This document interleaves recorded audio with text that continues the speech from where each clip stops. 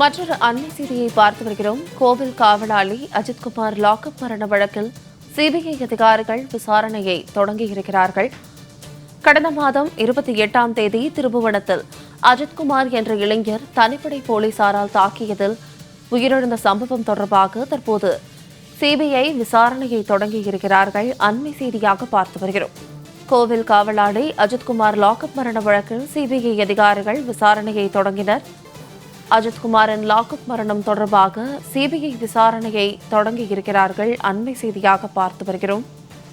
கடந்த மாதம் 28ஆம் தேதி திருபுவனத்தில் அஜித்குமார் என்ற இளைஞர் தனிப்படை போலீசாரால் தாக்கப்பட்டு உயிரிழந்த சம்பவம் தொடர்பாக தற்போது சிபிஐ அதிகாரிகள் விசாரணையை தொடங்கியிருக்கிறார்கள். அஜித்குமார் மரண வழக்கில் டெல்லியிலிருந்து டிஎஸ்பி மோஹித்குமார் தலைமையிலான சிபிஐ அதிகாரிகள் விசாரணையை இன்று தொடங்கியிருக்கிறார்கள்.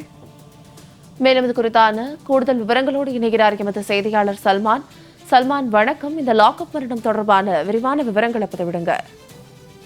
சிவகங்கை மாவட்டம் திருப்புவனம் பகுதியில் இருக்கக்கூடிய மடப்புரம் பத்ரகாளியம்மன் கோவிலில் காவலராக பணிபுரிந்த அஜித்குமார் என்ற இளைஞர் கடந்த 27ஆம் தேதி அன்றாக அளிக்கப்பட்ட ஒரு புகாரின் கீழ் நகை தொலைந்தது தொடர்பாக விசாரணை நடத்துவதற்காக அழைத்துச் சென்ற தனிப்படை காவல்துறையினர்கள் கடுமையாக தாக்கியதில் அவர் உயிரிழந்தார். இந்த வழக்கானது கொலை வழக்காக மாற்றம் செய்யப்பட்டு திருப்பணம் காவல்துறையினரால் வழக்கு பதிவு செய்யப்பட்டது.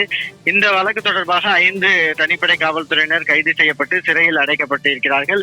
இந்த நிலையில்தான் இந்த வழக்கு தொடர்பாக விசாரணை நடத்துவதற்காக உயர்நீதிமன்ற மதுரை கிளையானது மாவட்ட கூடுதல் நீதிபதியாக இருக்கக்கூடிய ஜான் சுந்தர்லால் சுரேஷ் தலைமையிலாக விசாரணையை நடத்தினார்கள். அந்த விசாரணை அதிகாரி ஜான் சுந்தர்லால் சுரேஷ் அவர்கள் பல்வேறு சாட்சியங்களிடமும் அதே போன்று அஜித்குமாரிடம் விசாரணைக்காக சென்ற நபர்கள், அதே போன்று அஜித்குமாருடைய குடும்பத்தினர் உள்ளிட்டோரிடம் விசாரணை நடத்திய பின்பாக இந்த விசாரணை அறிக்கையை உயர்நீதிமன்றத்தில் தாக்கல் செய்தார்கள்.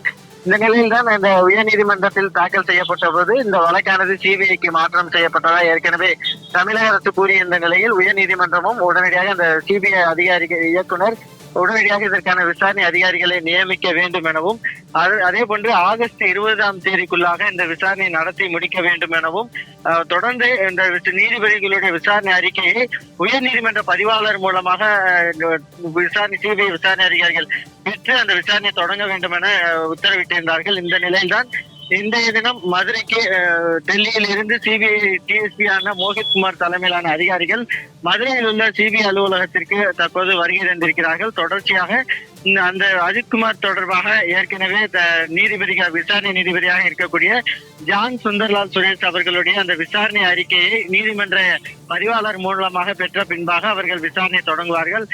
தொடர்ந்து இந்த பகுதியில் அவர்கள் சிபிஐ அலுவலகத்தில் மதுரையில் இருக்கக்கூடிய சிபிஐ அலுவலகத்தில் அவர் பல்வேறு தென்மண்டல ஐஜி மற்றும் சிபிஐடைய எஸ்பி உள்ளிட்டோரிடம் ஆலோசித்த பின்பாக அவர்கள் இன்று முதலாக விசாரணை நடத்துவதற்கான வாய்ப்புகள் உள்ளது. விசாரணை பொறுத்த மட்டிலும் ஏற்கனவே நீதிபதி அவர்கள் ஜான் சுந்தர்லால் சுரேஷ் அவர்கள் யாரிடமெல்லாம் விசாரணை நடத்துகிறார்களோ அந்த அறிக்கையின் அடிப்படையில் தொடர்ச்சியாக விசாரணை நடத்தப்படும்.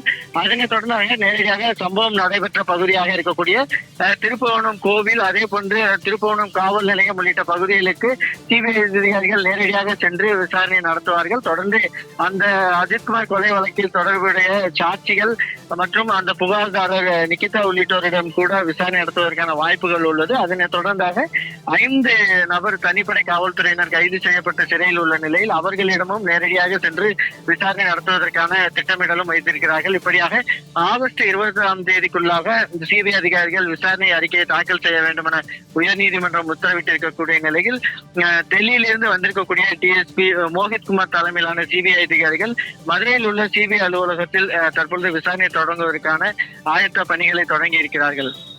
இது தொடர்பான விரிவான விவரங்களுக்கு நன்றி சல்மான்.